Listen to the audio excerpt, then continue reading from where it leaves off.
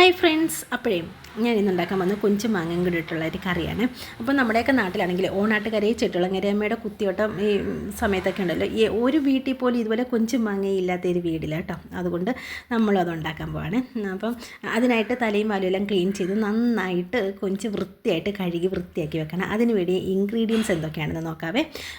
നല്ല പുളിയുള്ള മാങ്ങ വേണം, ഒരു മുക്കാൽ ഭാഗത്തോളം മതി കേട്ടോ. മുക്കാൽ ഭാഗമുള്ള ഇച്ചിരി മതി, കാരണം എന്താ വെച്ചാൽ ഇച്ചിരി പുളി മുന്നിൽ നിൽക്കണമേ.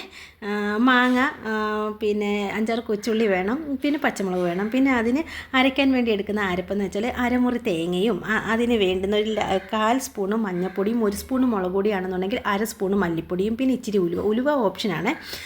ഇഷ്ടമുണ്ടെങ്കിൽ എടുത്താൽ മതി, കാരണം ഉലുവ ഇടുമ്പോൾ ഒരു ഇച്ചിരിയുടെ ടേസ്റ്റ് കൂടും. പിന്നെ ഇതെല്ലാം കൂടെ നന്നായിട്ട് അങ്ങോട്ട് ചതച്ചെടുക്കണം. എന്നിട്ട് ക്ലീൻ ചെയ്ത് വെച്ചേക്കുന്ന കൊഞ്ചിനകത്തോട്ട് ഈ അരപ്പെല്ലാം കൂടെ അങ്ങോട്ട് ഇട്ട്, പിന്നെ ആ അരിഞ്ഞ് വെച്ചേക്കുന്ന മാങ്ങ ഉണ്ടല്ലോ, മാങ്ങ എടുത്തിട്ടിട്ട് ഇച്ചിരി ലേശം ഉപ്പും കൂടി ഇട്ട് 2-3 കീറി വെച്ചേക്കുന്ന പച്ചമുളകും കൂടി എടുത്ത് അങ്ങോട്ട് ഇടണം കേട്ടോ. ഞാൻ പാകത്തിന് 2-3 പച്ചമുളക് ഇട്ടിട്ടുള്ളൂ കേട്ടോ.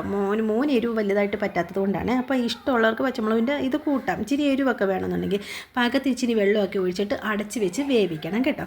അടച്ച് വെച്ച് നന്നായിട്ട് അങ്ങോട്ട് വെന്ത് വരുമ്പോഴത്തേക്കുണ്ടല്ലോ, അങ്ങോട്ട് വെള്ളമെല്ലാം പറ്റി അങ്ങ് വരുമ്പോഴത്തേക്ക് ഇച്ചിരി കറിവേപ്പിലയും വെളിച്ചെണ്ണയും കൂടി ഇട്ട് നന്നായിട്ട് ഇളക്കിയെടുക്കണം. അപ്പോൾ സ്വാദിഷ്ടമായി കൊഞ്ചും മാങ്ങയും ചെട്ടുളങ്ങരയമ്മയുടെ കൊഞ്ചും മാങ്ങ റെഡി ആയിട്ടുണ്ട്. അപ്പം എൻ്റെ ചാനൽ ഇതൊക്കെ ഇഷ്ടപ്പെട്ടിട്ടുണ്ട് എന്നുണ്ടെങ്കിൽ ഒന്ന് സബ്സ്ക്രൈബ് ചെയ്ത് സപ്പോർട്ട് ചെയ്തേക്കണം. അപ്പോൾ ഇത്രയുള്ള ടാറ്റാ ബൈ, സീ യു.